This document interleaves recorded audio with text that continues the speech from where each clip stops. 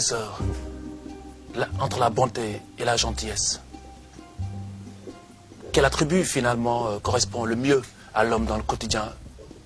La bonté et la gentillesse, quel attribut correspond le mieux à l'homme, j'ai envie de dire, parce qu'au fond, il n'y a pas de bonté sans disposition à la gentillesse. De la même manière qu'il n'y a pas de gentillesse possible sans qu'au préalable, on ne soit doté d'une nature plus ou moins bonne.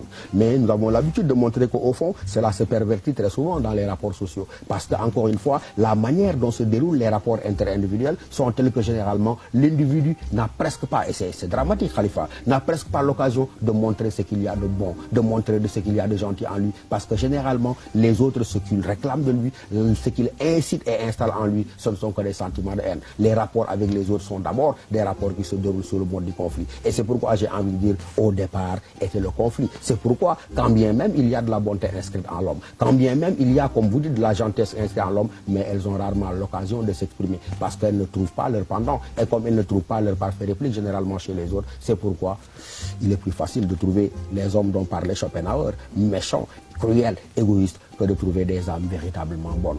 On a commencé à soupçonner celui qui est bon en se demandant véritablement s'il n'y a pas de la perfidie derrière, parce qu'encore une fois, la méchanceté et l'iniquité semblent être les choses du monde les mieux partagées. Donc l'épanouissement de la bonté est forcément étouffé par le côté obscur de l'homme. Absolument. Il est étouffé par le côté obscur de l'homme, par le fait que cette vie sociale est une scène où nous portons des masques. C'est un bal masqué où nous jouons à, et comme nous l'avons déjà dit dans ce jeu-là, tous les coups sont perdus. Et c'est pourquoi malheureusement, bonté, générosité et gentillesse sont plus ou moins des parents pauvres de ces rapports individuels qu'ils devraient véritablement pourtant fonder et en être le ciment affectif.